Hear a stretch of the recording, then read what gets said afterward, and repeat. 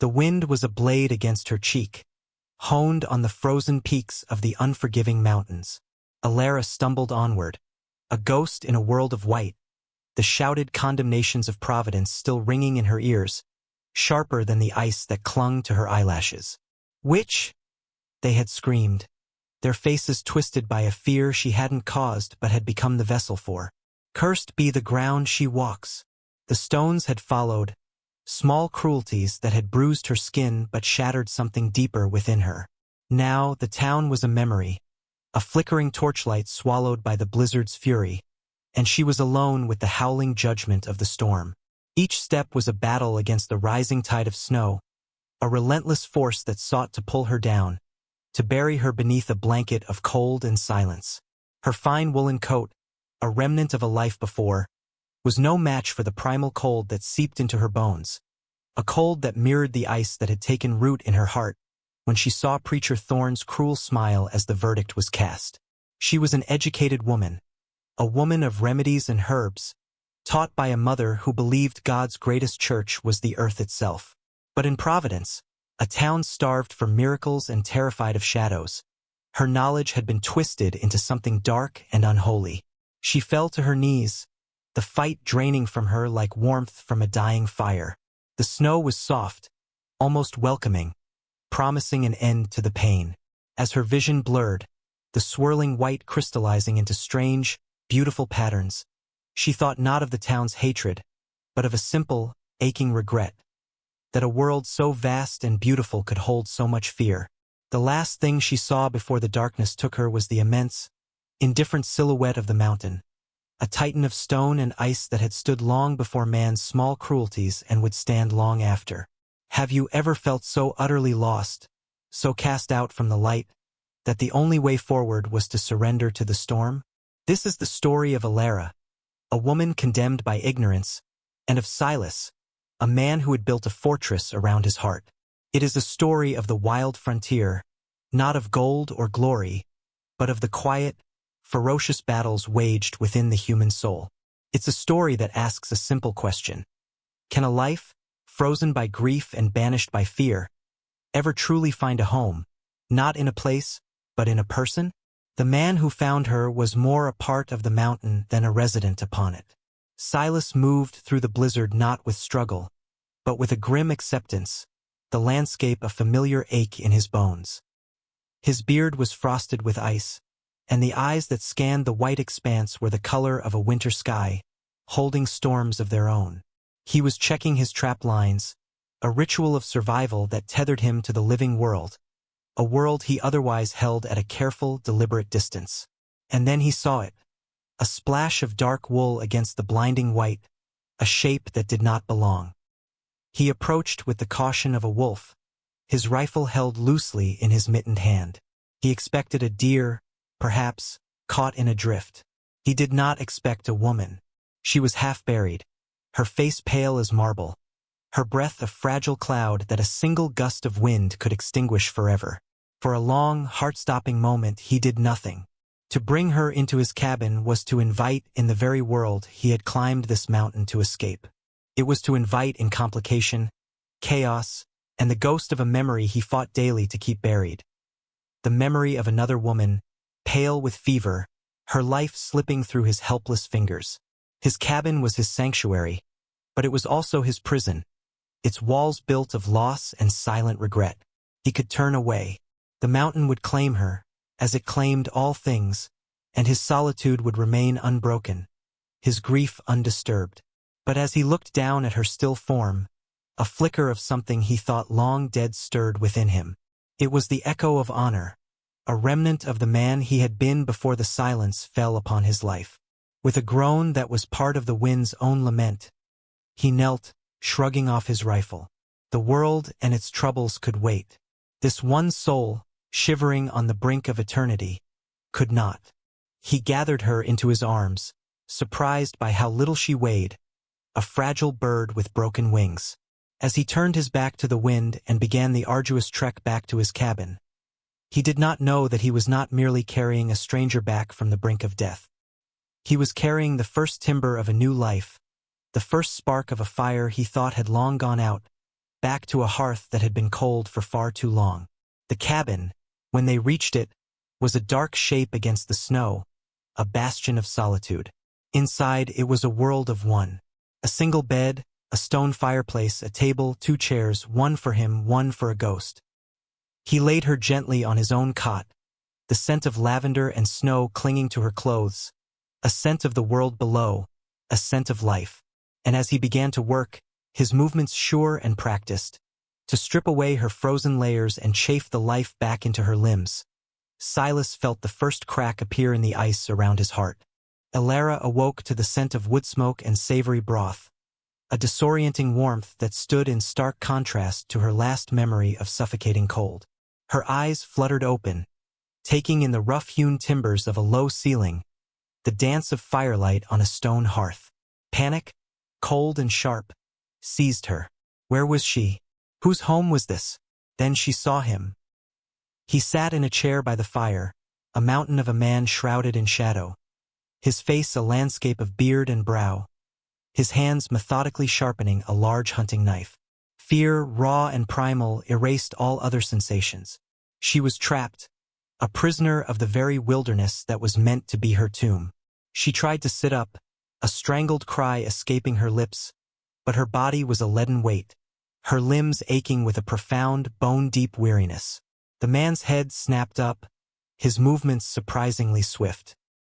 He put the knife aside and rose, his shadow engulfing her.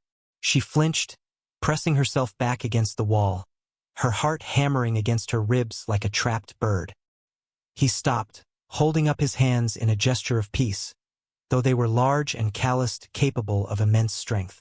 "You're safe," he said, his voice a low rumble, like rocks shifting deep underground. He didn't move closer. He simply stood there, letting her terror wash over him without reaction.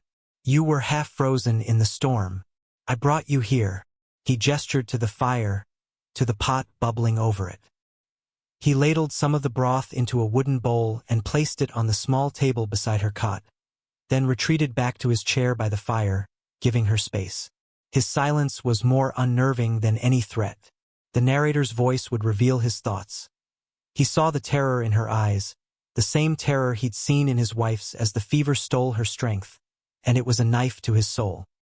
He wanted to offer comfort, but the words had rusted in his throat years ago. He could only offer soup and warmth and distance. Elara watched him, her fear slowly giving way to a cautious curiosity. He made no move toward her.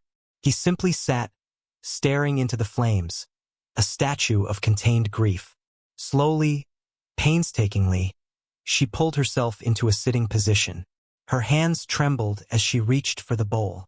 The broth was hot, rich with wild game and herbs she couldn't name, and it was the most life-affirming thing she had ever tasted.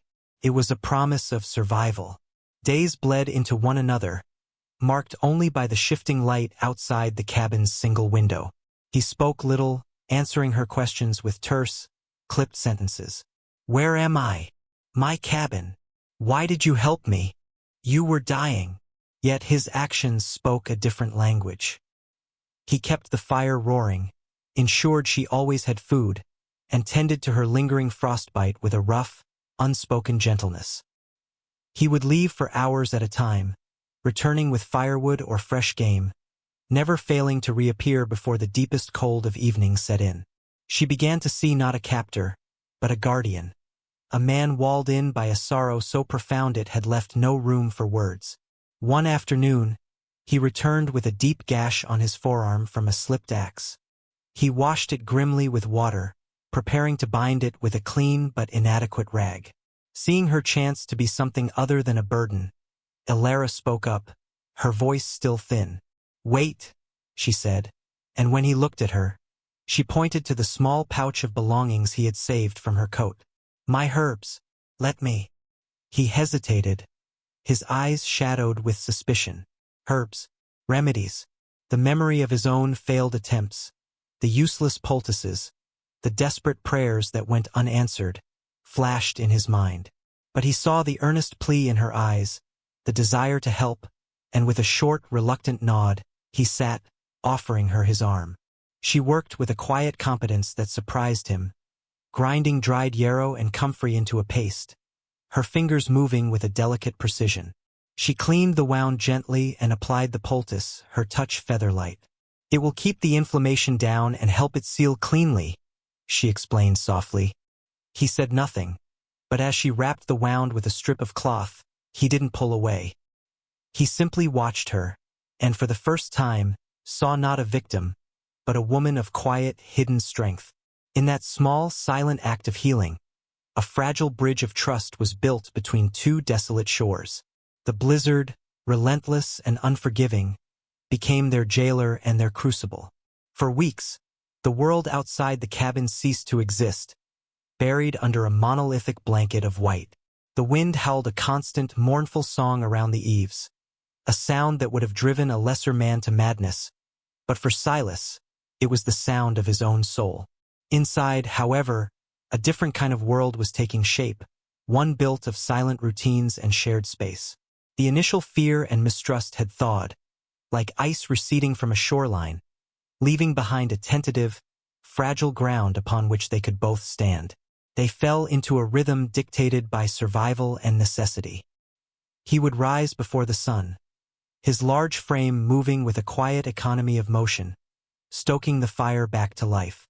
She would wake to the crackle of pine and the scent of brewing chicory, a poor substitute for coffee, but a warm, bitter comfort in the endless white. He would chop wood, his axe strokes a steady heartbeat against the storm's fury, while she would take the dried goods from his sparse pantry. Beans, flour, smoked meat, and transform them into meals that were surprisingly nourishing. She kneaded dough for flatbreads on the small, scrubbed table, her movements fluid and practiced. He would watch her sometimes, from the corner of his eye, as she worked. He saw the way her brow furrowed in concentration, the quiet dignity in her posture. This small cabin, once a monument to his isolation, was slowly being filled with a life that was not his own, and to his astonishment, it did not feel like an intrusion. Felt less empty. The silence between them changed. It was no longer the tense, watchful silence of strangers. It became a shared quiet, a comfortable space that didn't need to be filled with idle chatter. They would sit by the fire in the evenings, he mending a leather strap, she repairing a tear in one of his shirts with a needle and thread she'd found in a small tin. The only sounds were the hiss of the fire, the whisper of the wind, and the soft scratch of the needle through wool. One afternoon, as the storm raged with renewed ferocity, he found her tracing patterns in the thick frost that had bloomed across the windowpane. They were delicate, intricate shapes. "What are you drawing?" he asked, his voice startling in the quiet.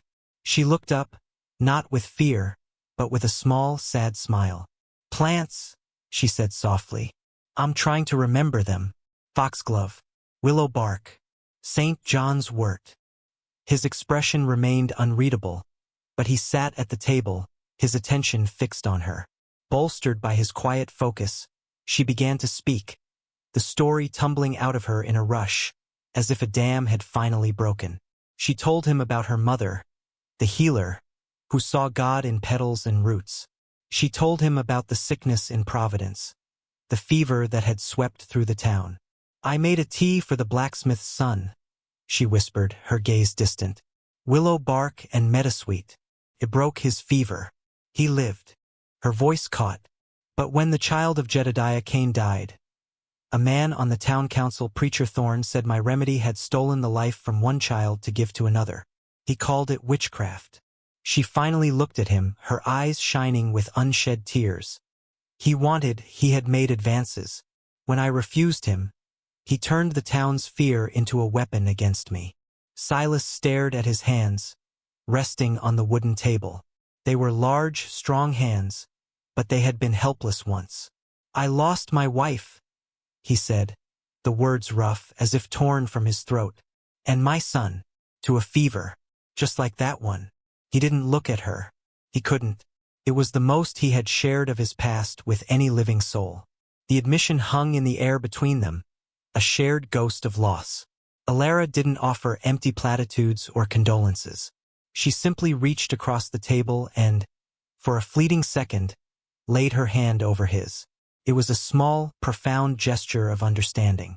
In the heart of the storm, trapped in a tiny cabin on the side of a lonely mountain, two broken people had found a common language: grief. And in that shared language, the foundations of a home were being laid. The world returned with the slow, dripping melt of spring. The monolithic white began to recede, revealing the dark, damp earth beneath. Rivulets of water traced new paths down the mountainside, and the air, for the first time in months, carried the scent of pine and wet soil instead of just ice. For Alara, the change was bittersweet. The end of the storm meant the end of their enforced sanctuary. The cabin had become her world, a haven of quiet safety she had never expected to find. The thought of the world beyond the trees, the world of Providence and Preacher Thorn, sent a chill through her that had nothing to do with the lingering winter air. For Silas, the thaw was an unwelcome intrusion. The silence of the snow had been a balm, and the world of men held nothing for him but painful memories and needless trouble. He had grown accustomed to her presence, to the quiet hum of life she had brought back into the empty corners of his home. The thought of her leaving left a hollow ache he refused to name. Their unspoken peace was shattered one afternoon by a sound that did not belong to the mountain: the jingle of a bridle and the heavy tread of a shod horse. Silas was outside splitting the last of the winter-cured logs, and he froze, his axe held mid-swing. His eyes, sharp and practiced, scanned the tree line below. A lone rider was making his way up the crude track that led towards the cabin. He was wearing the dusty coat and tin star of a town deputy. Silas's face hardened into a granite mask. He gestured sharply toward the cabin door, a silent, urgent command for Alara to get inside and stay hidden. He laid his axe aside and stood his ground, a silent, immovable object, as the rider drew near.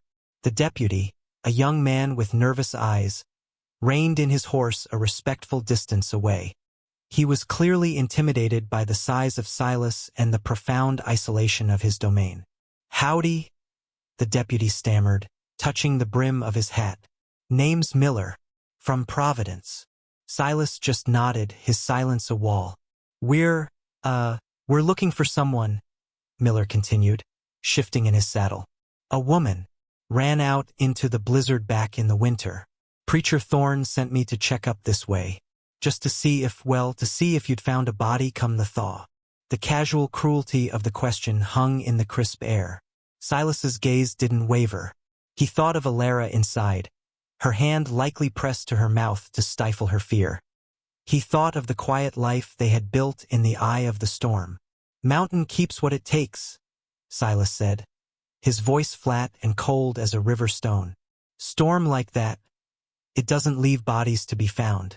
It makes them part of the landscape." He let the grim finality of his words settle over the young deputy. "I found nothing. No one." Deputy Miller swallowed hard, nodding quickly. He wanted no part of this grim mountain or its grim keeper. "Right? Well, that's what we figured. Just had to ask." He didn't wait for a reply, quickly turning his horse and urging it back down the treacherous path, eager to be away. Silas watched him go, his posture rigid until the rider was completely swallowed by the trees.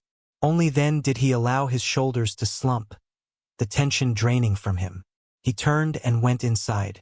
Alara was standing by the hearth, her face pale, her hands clasped so tightly her knuckles were white. "He's gone," Silas said, his voice softer than she'd ever heard it. "He believed me." But they both knew it wasn't over. The deputy would report back to Thorn, and Thorn was not a man to be satisfied with rumors of a mountain's appetite. The threat, once a distant memory, was now a palpable presence, its shadow stretching all the way up the mountainside to their door. She looked at him, her eyes wide with a renewed fear. "He will send others. Let them come," Silas said, and there was a new fire in his eyes, a protective glint that was as fierce as any storm. "This is your home now. I won't let him take you from it." It was not a promise spoken in passion, but a declaration of fact, as solid and unyielding as the mountain itself. Preacher Thorn was not a man who accepted ambiguity. He thrived on certainty, on the clear lines between sin and salvation, between his authority and the town's submission. The deputy's report of the mountain man's denial did not soothe him. It inflamed him. In his mind, twisted by possessive pride and righteous fury, it was not a denial but a confession. The witch had survived. She had found shelter with some godless hermit, shaming Thorn's judgment and defying his will. Her continued existence was an affront to his power, a loose thread in the tightly woven fabric of control he had draped over Providence. He could not let it stand. He stood before his congregation, not in the humble church, but in the muddy street, his voice a roll of thunder that promised fire and brimstone. He painted a picture not of a frightened woman, but of a seductive evil, a serpent who had fled into the wilderness to consort with a savage, plotting to bring ruin upon their godly community. He spoke of omens, of sour milk and a lingering cough in the town, twisting coincidence into a tapestry of dark design. He wasn't recruiting a posse. He was launching a crusade. "The Lord calls upon us to be his sword," he thundered, his face flushed with zealous passion. "To purge the shadow that lurks in our mountains, to reclaim the soul that has been led astray and strike down the unholy beast who guards her." A handful of men, their fears stoked and their minds narrowed by Thorn's rhetoric, answered the call. They were not lawmen. They were his most devout, and therefore most dangerous, followers, men who mistook their own prejudice for divine will. They gathered their rifles and their sanctimony and rode out from Providence, a small, grim procession of righteousness, with Thorn at their head. The sound of their approach reached the cabin long before they did. It wasn't the sound of a single horse, but the dull, rhythmic thunder of many, a discordant drumbeat against the mountain's peace. Silas heard it first. He was on the porch, mending a piece of tack, and he went still, his head lifting like a stag sensing wolves on the wind. He rose slowly, his face grim, and looked at Alara, who was tending to the small herb garden she had planted near the door, a symbol of the new life taking root. "Go inside," he said, his voice low and urgent. "Bar the door. Stay away from the window." There was no time for questions.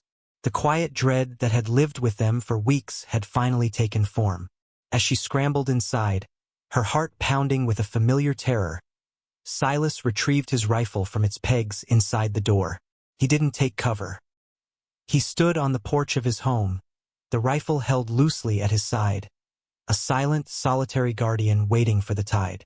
When Thorn and his men broke through the tree line into the clearing, they pulled up short, surprised to find him waiting for them, unafraid. Preacher Thorn spurred his horse forward, his face a mask of pious rage. "Sinner!" he bellowed, pointing a condemning finger. "You harbor a witch. The law of God and man demands you deliver her to us." Silas's gaze was flat, betraying no emotion. "There's no witch here," he said, his voice carrying easily in the still air. "Only a woman you've wronged. This is my property. Turn your horses and leave." Thorn laughed, a harsh, ugly sound. "Your property? This mountain belongs to God, and we are his instruments.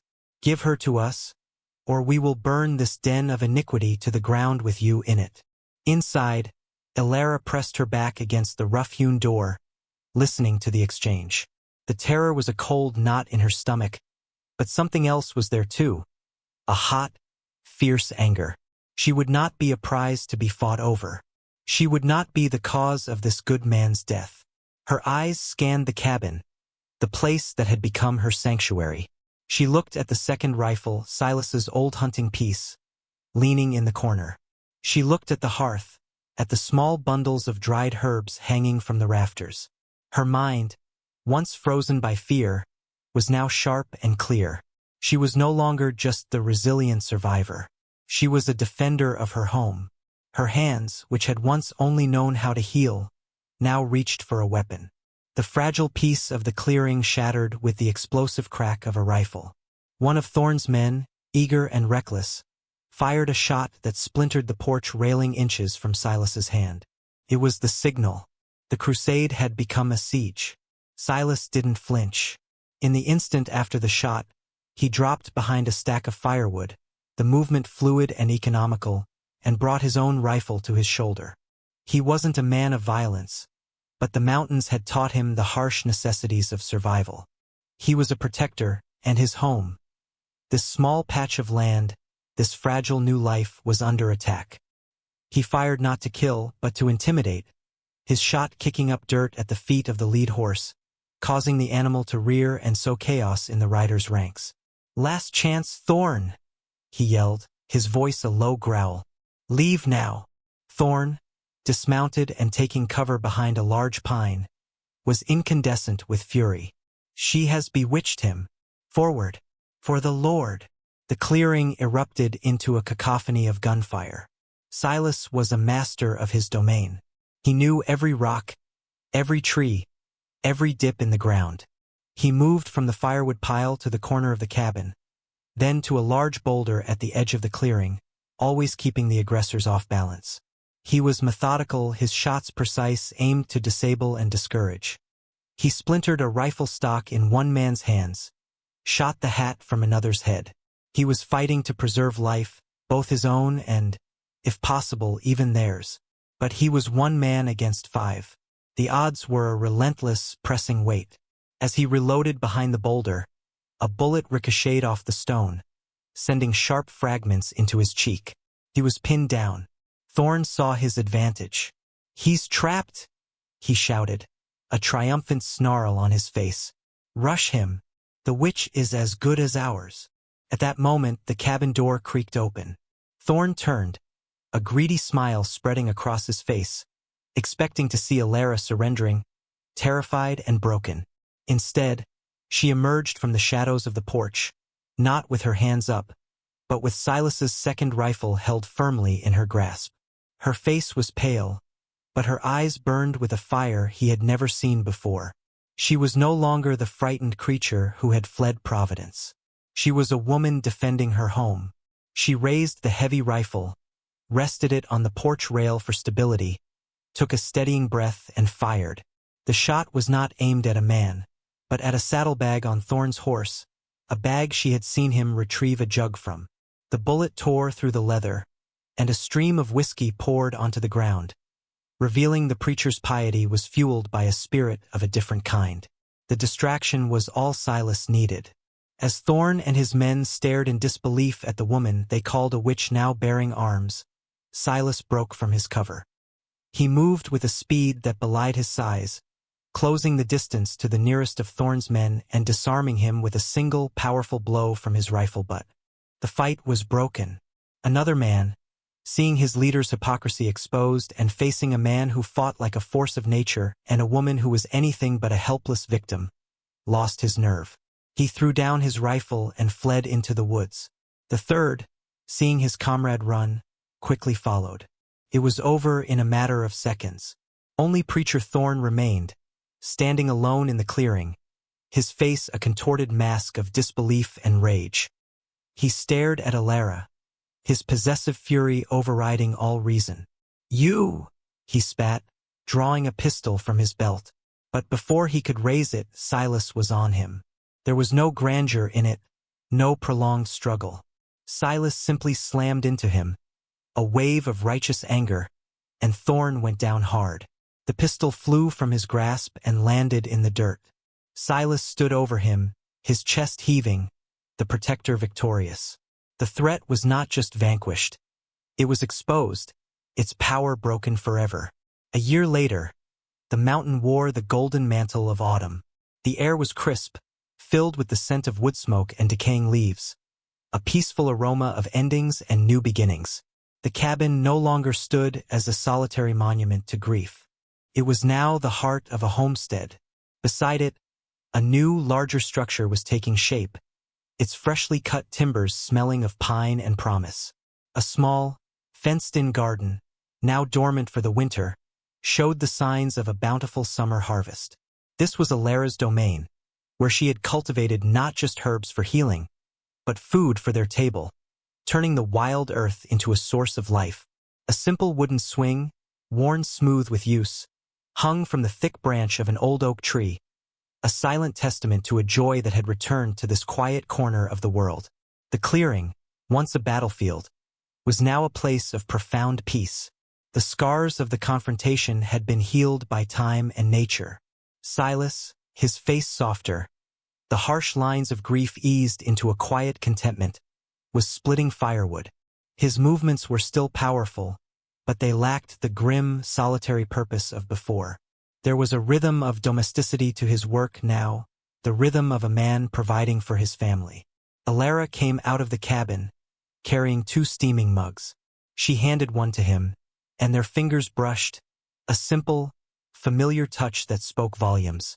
They stood together for a moment, not speaking, simply watching the last rays of the afternoon sun paint the distant peaks in hues of orange and rose. The silence between them was no longer a void, but a rich, deep vessel that held all their shared history, their unspoken understanding, their quiet, unshakable love. They had healed each other. She had brought life and warmth back to his frozen world, and he had given her a sanctuary where her strength, not her fear, could flourish. He had found redemption not in forgetting his past, but in building a new future worthy of his memories. She had found her agency not in defiance of the world that cast her out, in the creation of a new one. "It will be a cold winter," she said softly, her breath a small cloud in the cool air. He looked at her, a rare, small smile touching his lips. He reached out, his large, calloused hand gently covering hers where it rested on her mug. "We'll have enough wood," he said. The simple words were a vow. "I will keep you warm. I will keep you safe. We are home." They had become a found family, not of blood, but of choice, forged in a blizzard and tempered by fire.